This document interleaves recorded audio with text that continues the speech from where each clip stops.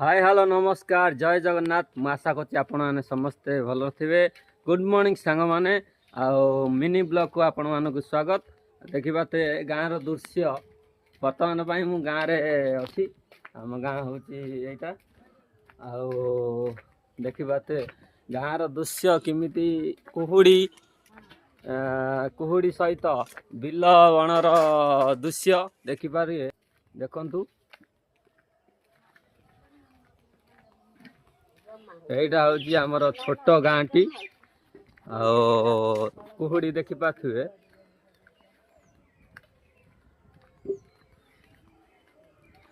कुहुड़ी प्रबल है जाइछि। मु आपण माने उठी सारलेनी बोधे जना होची। मु वर्तमान पई उठिकी ब्रश करिया को जाउछि। ब्रश करीबी कोठी देखि पाथे ए होची हम गाँ।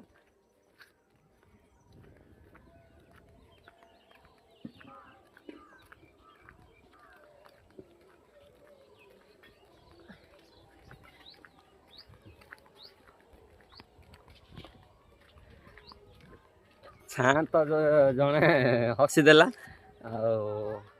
देखा थे आम कीर्तन मेढ़ आमर जो कीर्तन हुए नाम संकीर्तन हुए यहाँ हूँ मेढ़ कीर्तन आर मास हम यहाँ हूँ क्लब घर देखा थे।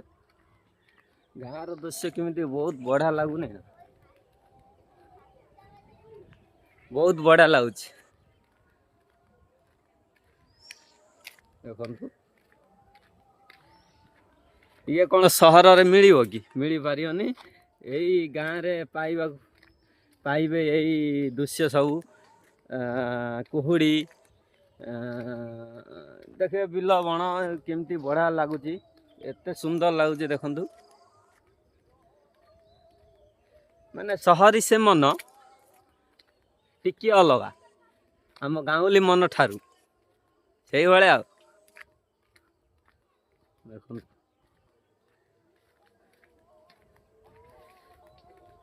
गाँव दृश्य मु वर्तमान पाई आम पोखरी पाखक जाऊँगी देखेबी केते बड़ पोखरी देखिए बहुत बड़ ए फूलटे ना कौन कहे जानते जदि कमेंट रे मते जनइबे ए फूलर ना कौन ए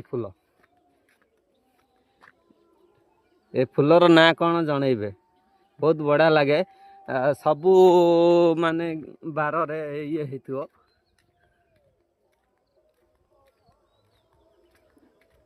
देखी पाते केते बढ़िया लगुनि ना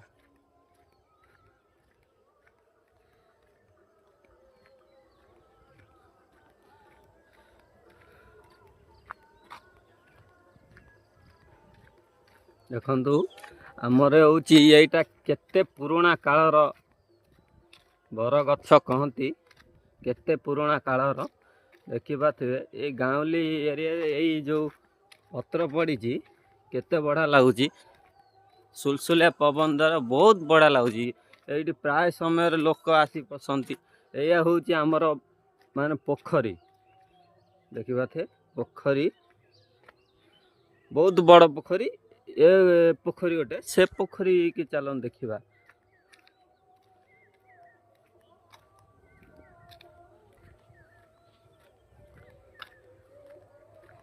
केते भल लगुच गाँव दृश्य माने अलग प्रकार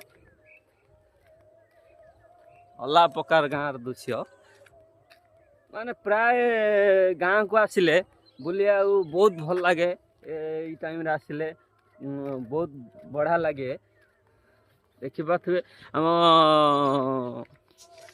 माने जेते बाहर रहिले भी आम ओडिशा कथा आम गाँ कथा आम केबे भूली पारियानी आमर गोटे स्मृति होगी रही गाँव रे जेकोसी पर्वपर्वाणी हो आम आसिकी बुली गले केते बहुत खुशी मजा लगे ये आमर गाँव दृश्य हूँ आ पोखरी पलि आसला है देखी पाथे बड़ पोखरी यहाँ हूँ आमर सेपट हूँ बड़ पोखरी ये हूँ ये भी गोटे बड़ पोखरी ଆଉ ଗାଁର ହେଉଛି ଏଇ ଦୃଶ୍ୟ।